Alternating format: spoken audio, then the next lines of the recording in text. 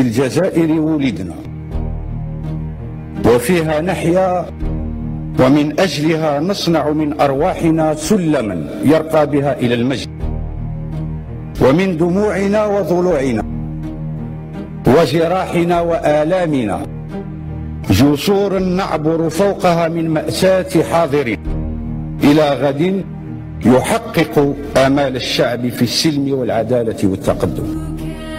فنحن نحيا في هذا الوطن، وهذا الوطن يحيا فينا،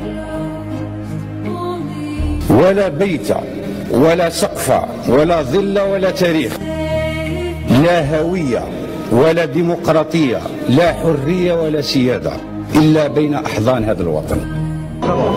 لأن منظمة النقابية لم تنشأ من أجل رغيف الخبز فقط، بل من أجل محاربة الظلم والاستغلال والاضطهاد.